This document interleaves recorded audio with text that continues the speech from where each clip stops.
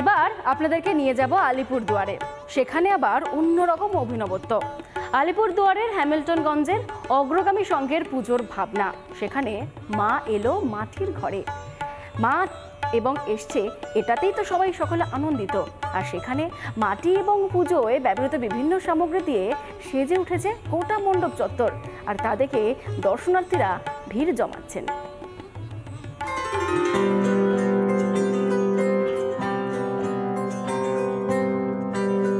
অনেকের কাছেই হেলা ফেলার জিনিস হলো মাটি।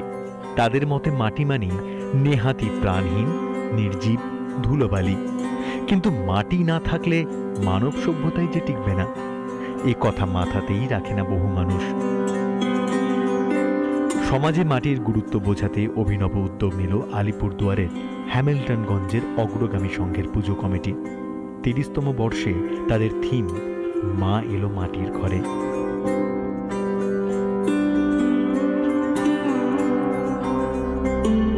টোটাল মাটির কাজ, মাটির জিনিস দিয়েই সব কিছু হচ্ছে।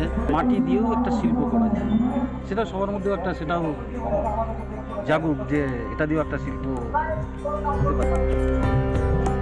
মণ্ডপ সাজছে মূলত মাটির বিভিন্ন জিনিস দিয়ে, এরই সঙ্গে থাকছে পুজোর সামগ্রীও।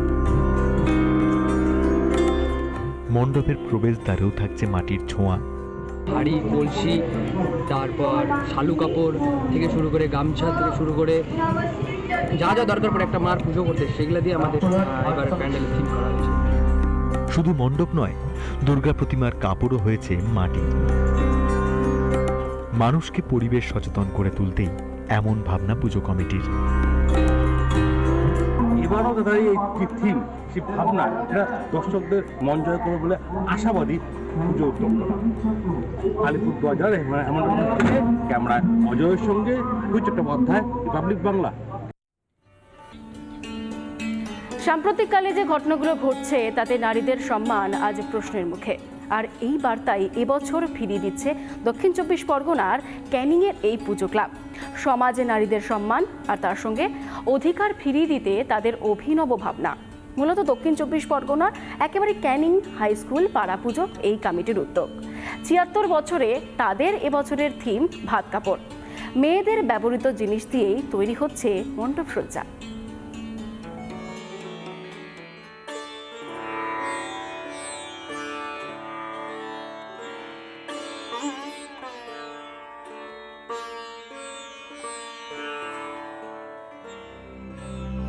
অভয়াকাণ্ড নাড়িয়ে দিয়েছে গোটা সমাজকে।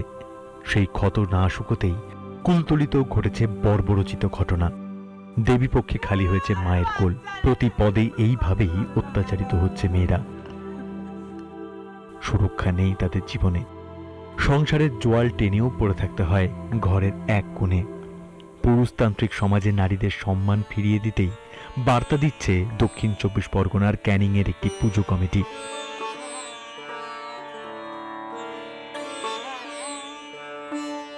নারীদের সেই সম্মান, তাদের সেই মর্যাদা ফিরিয়ে দিতে এক অভিনব ভাবনা নিলেন ক্যানিংয়ের হাই স্কুল পাড়া পুজো উদ্যোক্তারা। তাদের এবছর ভাবনা ভাত কাপড়। সমাজে কোথাও না কোথাও নারীর মর্যাদা আমরা পুরুষরা হয়তো সেভাবে আমরা কোথাও না কোথাও আমরা দিতে পারি না। সেই সব তাদের জন্য আমাদের ভাবনায় মহিলাদের সম্মান কী করে দিতে হবে, তাদের জীবন কিভাবে অতিবাহিত হচ্ছে, কতটা কষ্টের মধ্যে একই জীবন, সেই কথা, সেই টোটালটাকে সামনে রেখে আমাদের এবার ভাবনায় ভাত কাপড়।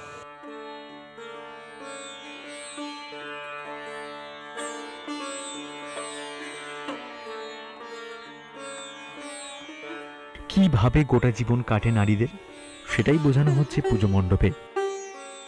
এখানে যেমন রয়েছে খেলার সামগ্রী, তেমনই রয়েছে হাঁড়ি, কড়াইয়ের মতো ঘর গৃহস্থালির বিভিন্ন ব্যবহৃত জিনিসপত্র।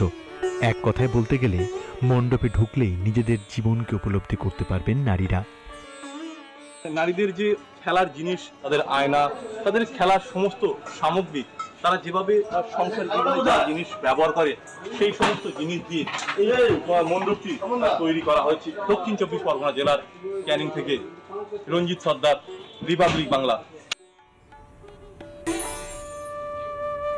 নমস্কার, দেখছেন রিপাবলিক বাংলা। রিপাবলিক বাংলার সেরা পুজো নিয়ে এই মুহূর্তে আপনাদের সঙ্গে রয়েছি আমি ঐন্দ্রিলা। আজ চতুর্থী, দিকে দিকে আলোর রোশনাইয়ে সেজে উঠছে শহর থেকে শহরতলি, আর এই মুহূর্তে সাজছে প্রতিমাও। আর তো কয়েক ঘন্টার অপেক্ষা। এবার আপনাদের শুরুতেই নিয়ে যাব একদম বেলেঘাটার ছবিটা দেখাতে। 24তম বর্ষে বেলেঘাটা 33 পল্লীর পুজোর থিম এবছর কোহিনূর। পুজোর মাধ্যমেই জগৎ বিখ্যাত কোহিনূর হীরের ইতিহাস তুলে ধরেছেন পুজোর উদ্যোক্তারা। চলুন ঘুরে দেখি পুজো মণ্ডপ।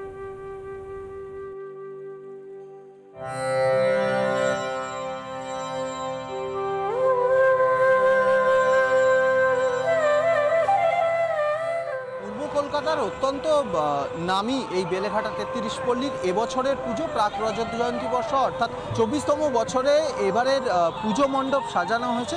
থিম হয়েছে কোহিনূর, অর্থাৎ পুজো মণ্ডপের একদম প্রথমেই ব্রিটিশ এম্পায়ার, সেই ব্রিটিশ এম্পায়ারের একটা নিদারুণ ছোঁয়া রয়েছে। প্রথমে রয়্যাল ব্রিটিশ আর্মির দুজন যে সেনানায়ক তাদের প্রতিমূর্তি, মহারানী ভিক্টোরিয়ার প্রতিমূর্তি, ভিক্টোরিয়ার যে সাম্রাজ্য, সেই ভিক্টোরিয়ার সাম্রাজ্যের যে সিংহাসন, সেই সিংহাসন, এবং এর মধ্যে ভারতীয়ত্বের ছোঁয়াও রয়েছে, ভারতীয় আর্ট অ্যান্ড কালচারের ছোঁয়াও রয়েছে।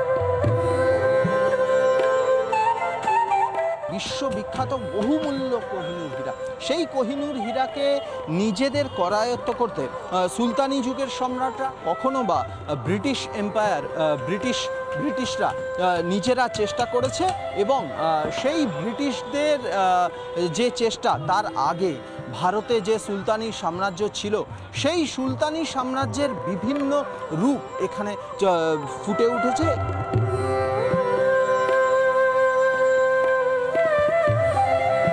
ভারতবর্ষে কোহিনূর পাওয়া গেছিল এবং এখন বর্তমানে সেটা ইংল্যান্ডে। এই যে জার্নিটা, এর মাঝখানে কিন্তু অনেক হাত বদল হয়েছে এই কোহিনূরের। সেই জানা অজানা অনেক ইতিহাস লুকিয়ে আছে। তাই জানা অজানা অনেক ইতিহাস দেখতে গেলে 33 পল্লীতে আসতে হবে। কোহিনূর সম্বন্ধে বিশদ আপনারা এখানে গেলে বুঝতে পারবেন।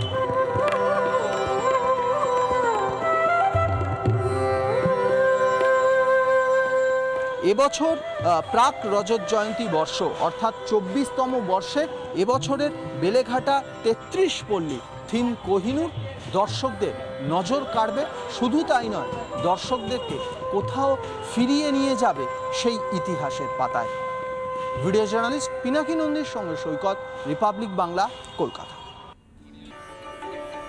এতক্ষণ বিভিন্ন জায়গার ছবি আপনাদেরকে দেখাচ্ছিলাম। এবার কলকাতার একটা দুর্গাপুজোর ছবি আপনাদেরকে দেখাবো। এই ধরুন দুর্গাপুজোয় হাঁটতে হাঁটতে যদি আমরা একটু বিদেশে পাড়ি দিই, কেমন হয়? মন্দ হয় না বলুন? এই কলেজ স্কোয়ারের পুজো এবছর তাদের থিম ভাবনায় রেখেছে সুইজারল্যান্ডের পার্লামেন্টের একেবারে ছবি।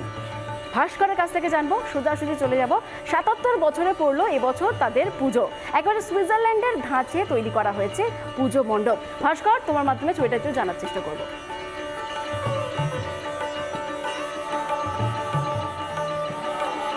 একদম দেখো, কলেজ স্কোয়ারের প্রতি বছর 2-3টে বিষয়ের আকর্ষণ থাকে, যে আকর্ষণটা কার্যত কনস্ট্যান্ট। একটা হচ্ছে প্রতিমা সজ্জা, দ্বিতীয় হচ্ছে আলোর কাজ, এবং তৃতীয় কোন ধাঁচে মণ্ডপ তৈরি করা হবে। এবারে কলেজ স্কোয়ারে যারা পুজো উদ্যোক্তারা তারা তৈরি করেছেন সুইজারল্যান্ডের যে পার্লামেন্ট, সেই পার্লামেন্টের ধাঁচে মণ্ডপ।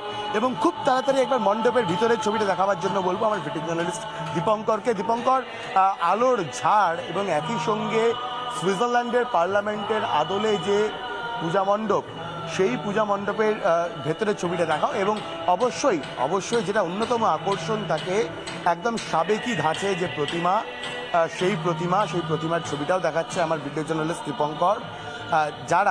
যারা বাড়িতে বসে এই মুহূর্তে রিপাবলিক বাংলার মাধ্যমে নজর রেখেছেন তাদের জন্য তুলে ধরছে। এবং তোমাকে আরেকটা ছবি দেখাবো ইন্দ্রিলা। অন্তত এই মুহূর্তে বেশ কিছু মানুষ তারা রয়েছেন এই পুজো মণ্ডপে, তাদের সঙ্গে একটু কথা বলার চেষ্টা করবো। বলছি, কলেজ স্কোয়ারের প্রতি বছর আসা হয়? না, আমরা থাকি দূরে। আচ্ছা, কোথায় থাকেন? থাকি সোদপুরে। এখন বুড়ো হয়ে গেছি, আর আসা যায় না। সেটা আজকে শ্বাস করে বেরোলাম একটা গাড়ি নিয়ে। হ্যাঁ, এবারে পুজো মণ্ডপটা কেমন লাগছে? খুব সুন্দর, দারুণ। বলছেন সুন্দর হয়েছে? খুবই ভালো। সাবেকি মা দুর্গার সাবেকি রূপ আর আলোর ঝাড়, এটা তো কনস্ট্যান্ট। কলেজ লাইফ থেকে দেখে আসছি, সেমই আছে। আচ্ছা, কোন কলেজ আপনার? প্রেসিডেন্সি? বেতুন। বেতুন। বলছি এটা তো কনস্ট্যান্ট রয়ে গেল না, আলোটা আর সাবেকিটা? সব রয়ে গেছে, খুব সুন্দর, এটা আমার দেখার জন্য খুব ভালো লাগে। আর সব থেকে ভালো কি বলতে, যে গানটা বাজছে বেলুর মঠে, এটা এক্সেলেন্ট। স্বামীজির গান বাজছে, এটা তো সত্যি খুবই ভীষণ ভালো গানটা বাজছে। এবং তার সঙ্গে আপনার নস্টালজিয়াটাও সেটাও রয়েছে। ওয়েন্দ্রিলা, দেখো এইভাবেই বোধহয় স্মৃতি ফিরে আসে কলেজ জীবন থেকে, দেখে স্মৃতি ফিরে আসছে, সত্যি তাই। কলেজ স্কোয়ারে আজকে চতুর্থীর সকালবেলায় প্রচুর মানুষ এই মুহূর্তে আসছেন।